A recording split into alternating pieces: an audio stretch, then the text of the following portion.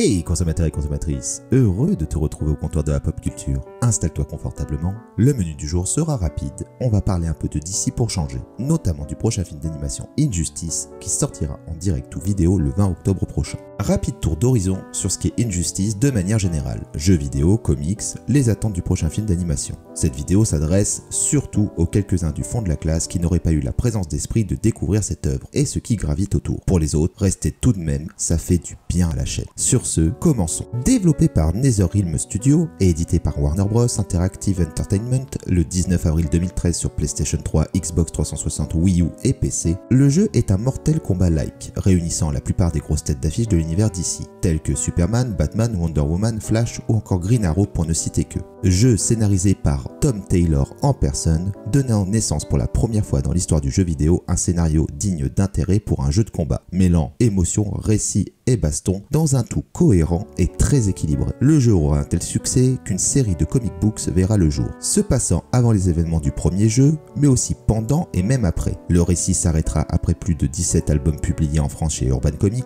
allant jusqu'à produire une édition de luxe réunissant les héros d'ici et ceux des maîtres de l'univers, ou Musclor en VF pour les plus âgés d'entre nous. Autant vous dire que la série Injustice, au-delà d'être plébiscitée par les lecteurs ou les joueurs, aura été extrêmement lucrative pour l'éditeur et le studio de développement. Un deuxième opus sur PS4 et Xbox One verra le jour le 17 mai 2017, toujours avec NetherRealm Studios au développement. L'histoire débute sur une terre parallèle aux héros d'ici. Après avoir été manipulé par le Joker, Superman tua sa femme enceinte Lois Lane, faisant exploser par la même occasion une bombe nucléaire en plein cœur de Metropolis. Superman, alors fou de chagrin et de rage, franchit alors toute limite en assassinant le Joker. Après cet acte, il décidera que les super-vilains n'ont plus le droit à une quelconque repentance ou rédemption et nécessitera de faire régner l'ordre sur Terre quoi qu'il en coûtera. Des mesures liberticides, totalitaristes et même tyranniques aboutira à un conflit ouvert entre super-héros. D'un côté les partisans de Superman et de l'autre ceux de Batman essayant tant bien que mal de renverser le pouvoir en place. Complot, trahison, alliance inattendue, meurtre à tout va, pot de vin et j'en passe font du récit de Tom Taylor une œuvre très captivante et bien ficelée dans le domaine du comics mainstream,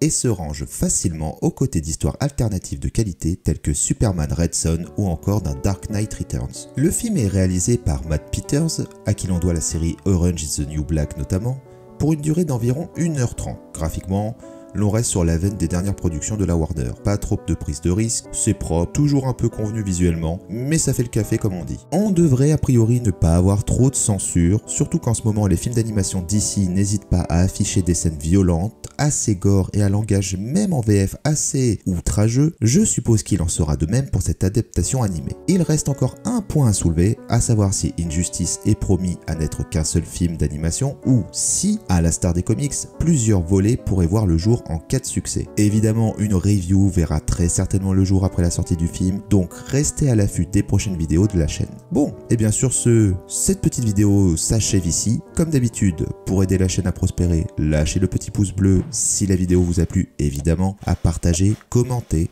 et activer la cloche pour ne rien rater des prochains menus. En attendant, des bisous et à très vite au comptoir du Comics Café. Ciao!